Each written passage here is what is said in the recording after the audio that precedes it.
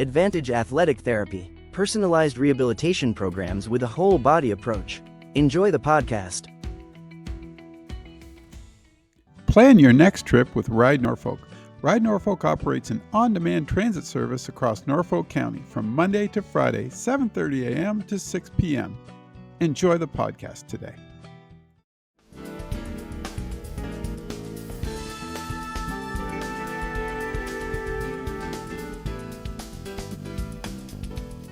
What a great way to finish 2025 with my friend Randy Helmo, the Boomer Music Experience. And we're going to get cool today, aren't we, Randy? We sure are. And that's cool, not spelled with a C, but with a K. Kool and the Gang. Kool and the Gang is an American soul and funk band and a little bit of R&B too. They formed in Jersey City, New Jersey. The year was 1964, the same year the Beatles hit the United States. Its founding members include brothers Robert Kool. Now, Kool is spelled K-O-O-L, Kool Bell, Ronald Bell, and also Dennis Dietrich Thomas. They have a number of good musicians in their band.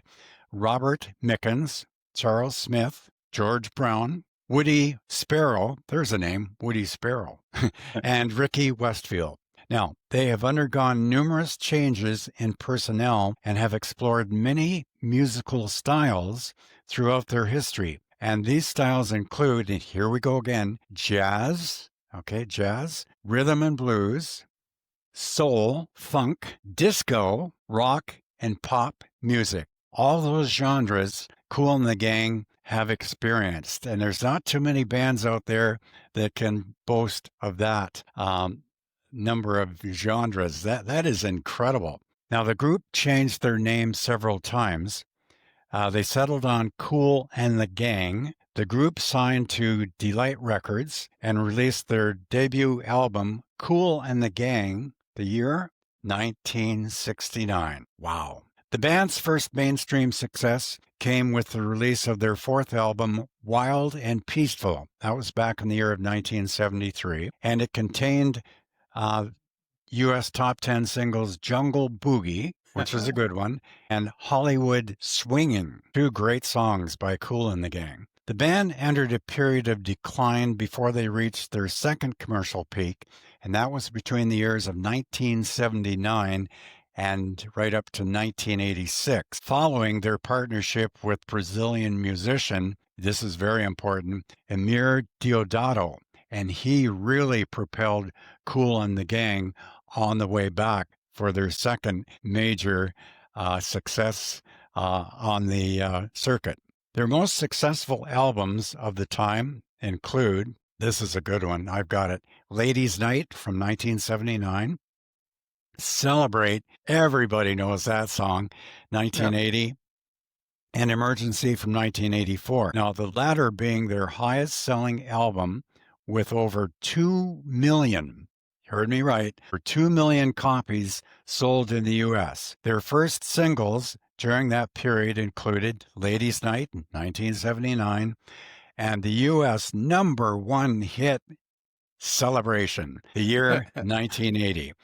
And all the dances that I'm continuing to do, both seniors, weddings, razors, you name it, Kool and the Gang Celebration, I guarantee you that song is on the dance request cards at each of the tables. And that's a good one. Also, Get Down on It. That's a good song, too. Kool and the Gang. I'll stick to my day job. I can't say more crap. Joanna, 1983, another good song. And, of course, in 1985, they had a huge hit that has always played at every Valentine dance I've ever done since the year 1984. And it's called, 85, and it's called Cherish. Great love song. Yeah. Great love song. Kool and the Gang, Dave, they've won numerous awards, including 2 Grammys. Should be more than 2 Grammys. Yeah, I would think so. Well. American Music Awards. And in 2006, a Music Business Association Chairman's Award for Artistic Achievement. Now, how many bands have won that award? Yeah. You can count them on your right hand. The group has been inducted into the New Jersey Hall of Fame and it's been given a MOBO, which is an award for outstanding achievement, and rightly so, like Kool and the Gang. I'll tell you. In 2007, the group, here's a big one, was inducted into the Vocal Group Hall of Fame. And throughout 2018, the Bells, Brown, and Taylor, this is J.K. Taylor, not James Taylor that we know, Fire and Rain guy. Yeah. Totally two different families, not related at all. They were inducted into the Songwriters Hall of Fame. The year was also 2007. And here's the big one. They were inducted into the Rock and Roll Hall of Fame just last year, 2024. How good is that? Wow. They're surprising, aren't they? Includes 23 studio albums, nearly 70 singles. Here's the cruncher. They have sold 7.5 million, 4.5 million as certified albums through the RIAA. Okay, that's the Recording Industry Association of America. So they've had quite an interesting history. Worldwide, they've sold over 70 million albums. I can't even comprehend 500,000 albums, let alone 70 million. Okay, Dinah. I had no clue. Incredible. We now take a look at the actual formation of Kool and the Gang, and we're going to look at specifically, Dave, the years from 1964 during Beatlemania, right up to 1972, the formation and signing with Delete Records, because this is very important. The band formed in Jersey City, New Jersey in 1964 when 7 school friends decided to perform together as an instrumental jazz and soul group, and their name then was Jazzix. They would call themselves Jazzix. Hey, that's kind of a neat name. Among them were Robert Kool, again, Kool, Kool, Kool, Robert Bell on bass, his brother Ron Bell on keyboards, both from Youngstown, Ohio, originally. Robert Spike Mickens, he was on trumpet. Dennis D.T. Thomas played a great saxophone. And Ricky West on the keyboards. Now, they also had George Brown on drums and Charles Smith on guitar. So here we have quite a conglomeration of professional musicians coming together to form Kool and the Gang. Their first gigs took place in the opening act to a weekly jazz night, which was held at their local theater in Youngstown, Ohio. They played occasionally with McCoy Turner, Pharoah Saunders, and Leon Thomas during the early years of their band group. And they had several name changes, the Soul Town Band, the New Dimensions, be careful there, New Dimensions, Fifth Dimension, that rock group, they were very big in the mid to late 60s, but no, they were okay. They didn't get sued by the Fifth Dimension, the New Dimensions. They played Motown covers as the backing musicians for Small Town, which is a small Jersey City-based organization, and it's kind of associated a bit with Motown, just a bit. In 1967, they became regular performers at the Blue Note Lounge in Jersey, where one of the MCs advertised them with a new name called Kool, with a K, Kool and the Flames. Oh, but wait a minute. Whoa. However, their manager, Greg Red, advised them against taking this name because that would have been very confusing with James Brown's band. His band was named the Famous Flames. I didn't know that. Okay. So here we go. So Gene Red, let's change the name to Kool and the Gang instead. Then you're not going to get any repercussions from James Brown and his band. So done deal. They became known as Kool and the Gang. Hey, that's great. After selecting the new band name and lineup, Kool and the Gang, they signed a recording deal with Red's new independent label, Delite Records. And Delite Records, Dave, at that time, they were right up there with Decca Records, with Dot Records, with Columbia Records. 3 of the major record companies, they held their own Delite Records. Red wrote, I discovered these 8 super talented, incomparable young musicians, and that's exactly what they were. Immediately, he realized their potential and their earning capacity would be huge. And boy, was he right on the mark on that one. Unbelievable. But it's a good thing they did change their name, Dave, to Kool and the Gang, because, James Brown, like, Yeah, it's James Brown. superstar in his own right, and Yep. a lot of the others. And Red acted, REDD, he acted as their producer, arranger, conductor, and he did a little bit of songwriting too. And it would be their only album with the guitarist Woody Sparrow. The album peaked at number 46 on the Billboard R&B charts. Now, around this time, the group began to develop their stage performance after they witnessed a set by Willie Feaster and the Mighty Magnificents. Oh, that's kind of interesting. Yeah. And Robert Bell said they blew us away with their sound. Wow. He said, if we want to be in show business, we're going to have to change our act a little bit. Okay. We just can't stand up there and play. Oh, okay. Am I missing something here? Also, at this time, the group were asked to deliver songs with vocals. Despite Bell recalling the group sounding real ragged with lyrics at first, but bit by bit, the band gained confidence. Song by song, they gained confidence. And they learned how to sing as well as they went along. This was fabulous. The group followed their debut album with 2 different albums. One was Live at the Sex Machine. Oh my goodness. That was recorded the year before. Living at PJ's. Okay, that sounds better. Yeah. Both released in 1971. Now, these were their final albums before their amicable split with Red. Red was a good guy, and it was on good friendship.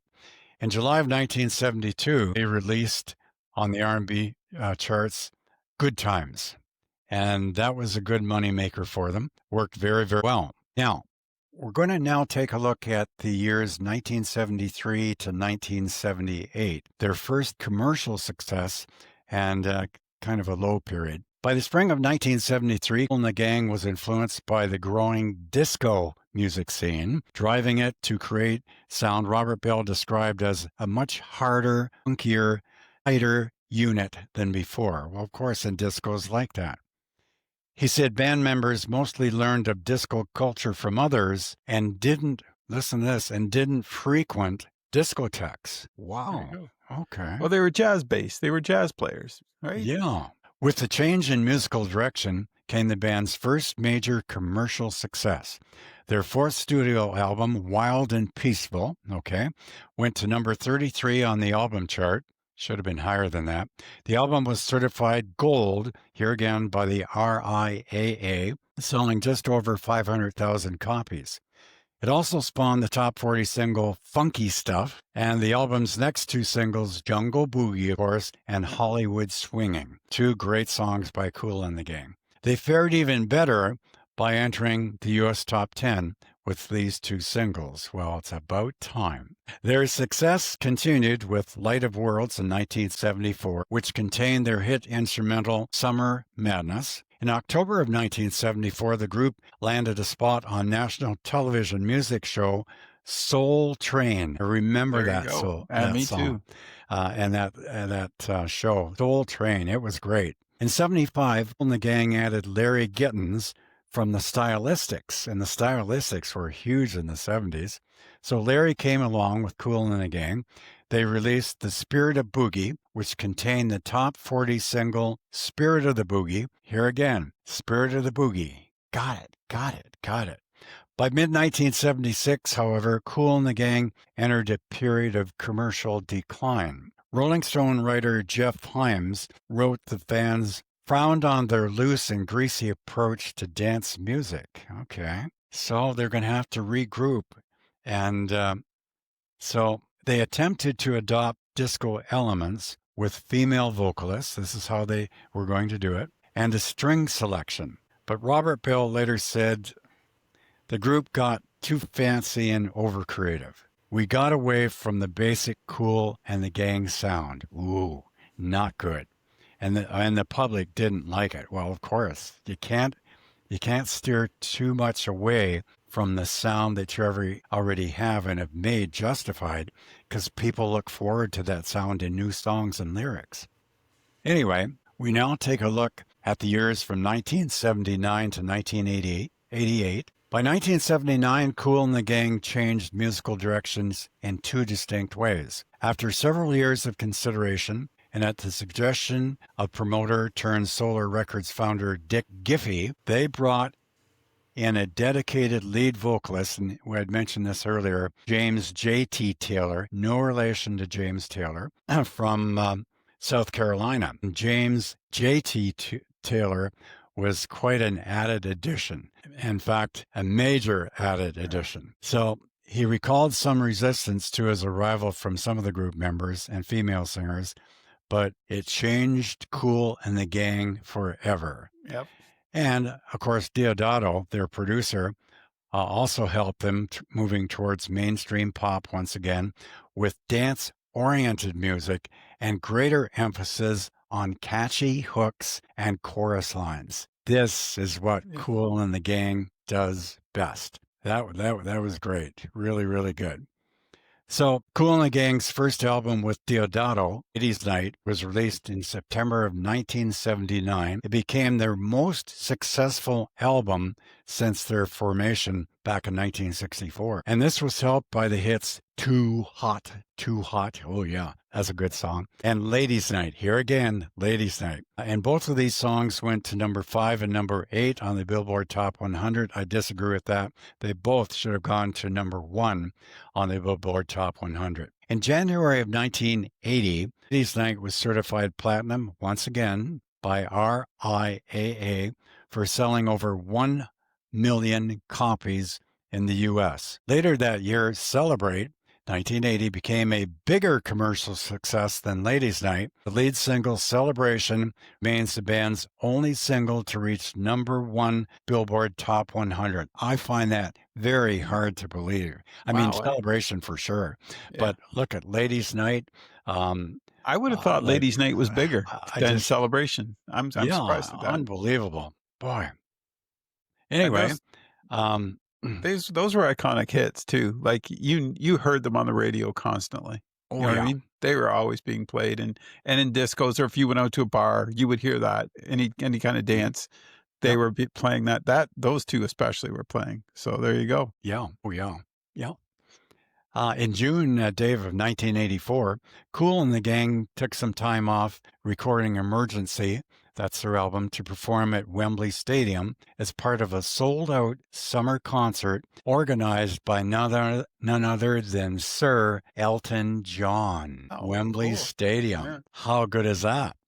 That November, during a visit to Phonogram's offices in London, Bob Geldof, yep, we know Bob Geldof, arrived to pitch his idea of the multi-artist charity single, Do They Know It's Christmas? And this has been done by a lot of different artists. My personal thought on that, Do They Know It's Christmas? Faith Hill. Yes, Faith Hill. She does a great job on that. Yes. Faith Hill. All right, Randy, come on back, Randy. Oh, let's see. Oh, where were we now? Yeah, yes. Yeah, they certainly know it's Christmas time. Yes. Do they?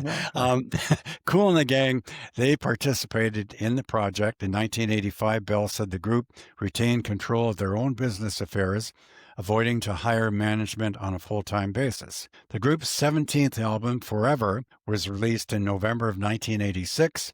The album included 2 hit singles on the Billboard Top 100, Victory and Stone Love. Very good. Excellent. In 1987, the group completed a 50-city tour of the U.S. 50 cities. Wow.